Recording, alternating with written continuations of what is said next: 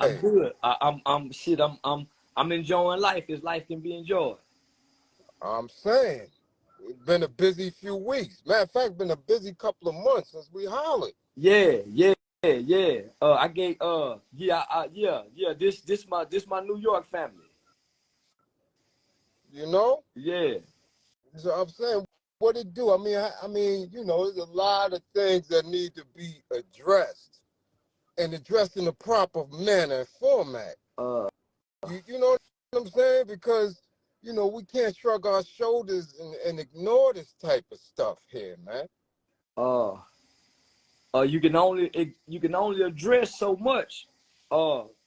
Some gotta address, some gotta equip, some gotta teach, some gotta feed, some gotta educate, and then some gotta provide the resources.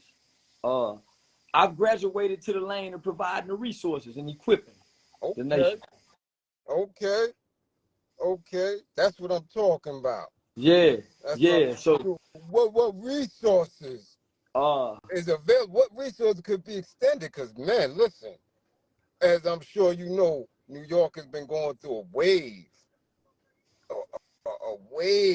of uncertainty, a wave of people not really being committed to the work, and they blame it on the lack of resources. Oh, I understand. That's how I ended up on the internet. Lack of resources, frustrated, angry, because here I am out helping the community. Here I am out online trying to fix the problems in the culture, but at home we struggling to pay the light bill. Oh yeah.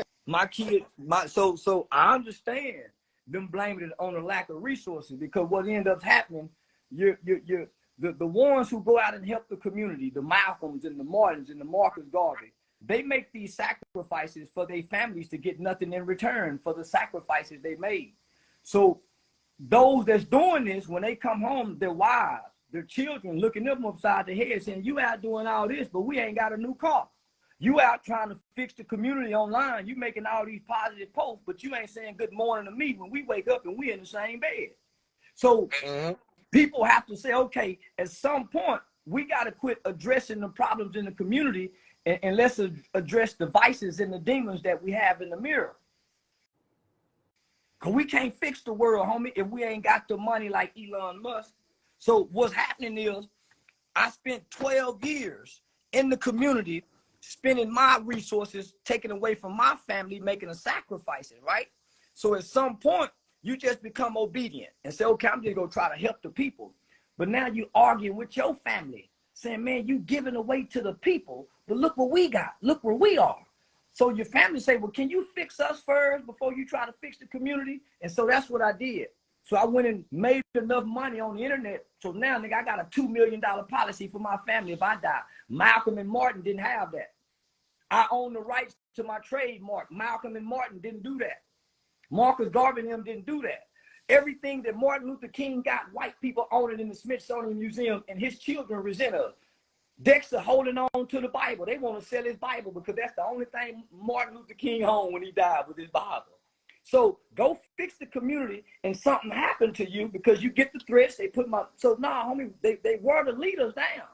And the leaders don't get no resources from the people that they helping.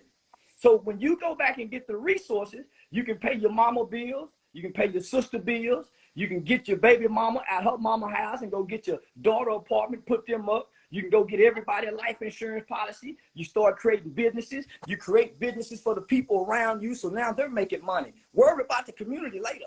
Worry about you dying later. Wait a minute. We have to fix the home life first. And what we're doing now, we're neglecting home life. We're trying to clean up the communities, but our beds are not made every morning. We're trying to fight with what's going on out in the streets, but our children don't eat a nutritional breakfast every morning. Hold on. Because they're very, very, very committed to the work at one point. Now they get the resources and they're going to Beyonce concert with it. It's all right. It's all right if you just bury a 12-year-old baby whose mother couldn't bury something. Let me just say this. It's all right because you're burying the mothers who are burying these kids who don't have the resources to bury them. Who's burying them? I done helped bury 3 of them this month. That's you. Wait. So this is what it's. We can't worry about who's burying. We got to go back to the mirror. Wait a minute. See, this what I realized on this journey. All of us have wrong and right in us, right? So we start in the mirror first. Look at ourselves and assess ourselves as men and say, okay, what's wrong with me as a man? What I need to fix before I go out here and say something to my woman? What do I need to fix before I correct my children? What do I need to fix in me? When I come out the bathroom, I look around the house and I see what's inside of my house need to be fixed. It may be a leaking sink. It may be the cabinet that needs to be cleaned. It may be the ceiling fan that needs to be dusted off. It may be the carpet needs to be vacuumed. When I look around the house, then I start saying something to my wife and children. Then I come out on the porch, speak to my neighbor. Hey, neighbor, how y'all doing? Then me and my neighbors, we clean up our streets before we try to fix the community. Okay, we passed that now.